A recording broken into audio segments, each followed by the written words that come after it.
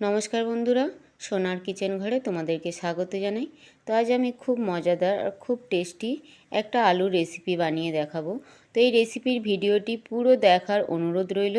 আর এই রেসিপিটি যদি ভালো লাগে কমেন্ট করো, লাইক শেয়ার সাবস্ক্রাইব করে আমার পাশে থেকো। আর আমার চ্যানেলটিকে যারা এখনও পর্যন্ত সাবস্ক্রাইব করেছো তাদেরকে অসংখ্য অসংখ্য ধন্যবাদ। যারা আমার চ্যানেলটিকে এখনও সাবস্ক্রাইব করোনি, অনুরোধ রইল আমার চ্যানেলটিকে সাবস্ক্রাইব করে আমার পাশে থাকার জন্য। তো এখানে দেখো আলুর রেসিপি বানানোর জন্য এখানে আমি 3টে সিদ্ধ করা আলু নিয়ে নিয়েছি। আর আমি একটা বড় বাটি নিয়ে নিয়েছি, ওই বাটির মধ্যে আমি একটা গ্রেটার নিয়ে নিয়েছি। এবার আমি আলুগুলো গ্রেট করে নিচ্ছি। তোমরা চাইলে হাত দিয়েও ভালো করে ম্যাশড করে নিতে পারো, তো আমি এখানে গ্রেটারের সাহায্যে করছি। তো খুব ভালো করে গ্রেট করে নিতে হবে। তো এখানে দেখো আলুগুলো আমি গ্রেট করে নিয়েছি, 3টে আলু আমি পুরোটাই গ্রেট করে নিয়েছি। নেওয়ার পরে এবার এই আলুর মধ্যে আমি কিছু উপকরণ দেব। তার মধ্যে দেখো আমি একটু নুন দিয়ে দিলাম, নুনটা কিন্তু পরিমাণে একটু কম দিতে হবে। তারপর দেখো আমি একটু গোলমরিচ গুঁড়ো দিয়ে দিলাম, একটু আমি ধনেপাতা কুচি দিয়ে দিলাম, একটু আমি কর্নফ্লাওয়ার দিয়ে দিলাম, একটু আমি চিলি ফ্লেক্স দিয়ে দিলাম। চিলি ফ্লেক্সটা তোমাদের কাছে না থাকলে তোমরা কাঁচা লঙ্কাও ছোটো ছোটো করে কেটে দিতে পারো।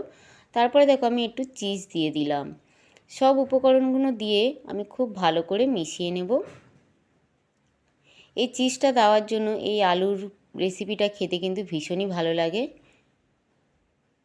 তো এখানে দেখো সব উপকরণগুলো দিয়ে আমি খুব ভালো করে একটা ডো তৈরি করে নিলাম। আলুর একটা ডো তৈরি করে নিলাম। তো এইভাবে কিন্তু আলুর একটা ডো তৈরি করে নিতে হবে। তো এবার আলুর ডোটা রেডি হয়ে গেছে। তারপরে দেখো এখানে আমি একটা বাটি নিয়ে নিয়েছি। ওই বাটির মধ্যে আমি 3 চামচ কর্নফ্লাওয়ার দিলাম, সামান্য পরিমাণে একটু নুন দিলাম, দিয়ে ভালো করে মিশিয়ে নিয়ে আমি একটু জল দিয়ে আমি কর্নফ্লাওয়ারটা গুলে নেব। কর্নফ্লাওয়ারটা কিন্তু একদম পাতলা পাতলা করে গুলবো না, একটু মোটা থাকবে সেই অনুযায়ী কিন্তু কর্নফ্লাওয়ারটা গুলে নেব। তো এখানে দেখো কর্নফ্লাওয়ারটা গোলা হয়ে গেছে। তো এখানে দেখো আলুর ডোটা নিয়ে নিয়েছি, একটু আমি পাউরুটির গুঁড়ো নিয়ে নিয়েছি, আর একটু আমি চিজ নিয়ে নিয়েছি।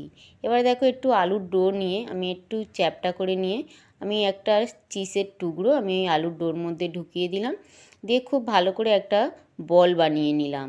নিয়ে দেখো আমি কর্নফ্লাওয়ারের মধ্যে দিয়ে দিলাম, বলটা আমি কর্নফ্লাওয়ার মধ্যে দিয়ে দিলাম, দিয়ে খুব ভালো করে আমি কর্নফ্লাওয়ারটা লাগিয়ে নিলাম। নামার পরে দেখো আমি ব্রেডের গুঁড়োর মধ্যে দিয়ে আমি খুব ভালো করে ব্রেডের গুঁড়োটাও লাগিয়ে নিলাম। তো এইভাবে পুরো আলুর বলগুলো এইভাবে বানিয়ে নিতে হবে চিজ দিয়ে।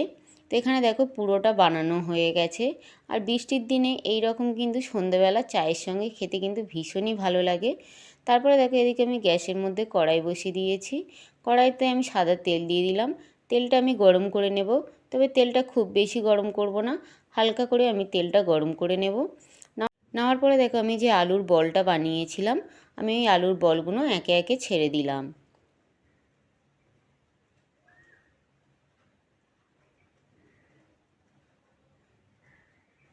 একে একে এইভাবে বলগুলো ছেড়ে দিলাম, দিয়ে আমি 1 থেকে 1.5 মিনিটের পরে আমি একটু উল্টে দেবো। সাথে সাথে উল্টালে কিন্তু এই আলুর বলগুলো ভেঙে যাওয়ার চান্স থাকে, যার জন্য একটা দিক হালকাভাবে হয়ে যাওয়ার পরে তারপরে কিন্তু আর একটা দিক উল্টে দিতে হবে।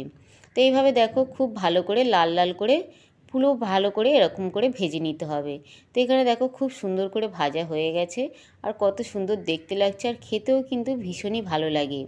বৃষ্টির দিনে এই রকম যদি আলুর বল পাওয়া যায় খেতে কিন্তু ভীষণই ভালো লাগে।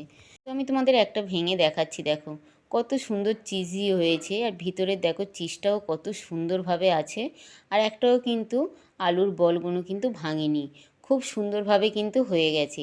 আর কিন্তু খেতে কিন্তু ভীষণ ভীষণ ভালো লাগে। তো তোমরাও এইভাবে একবার বাড়িতে বানিয়ে খেয়ে দেখো। আশা করি বাচ্চা বড় সবাইয়ের এটা ভীষণই ভালো লাগবে।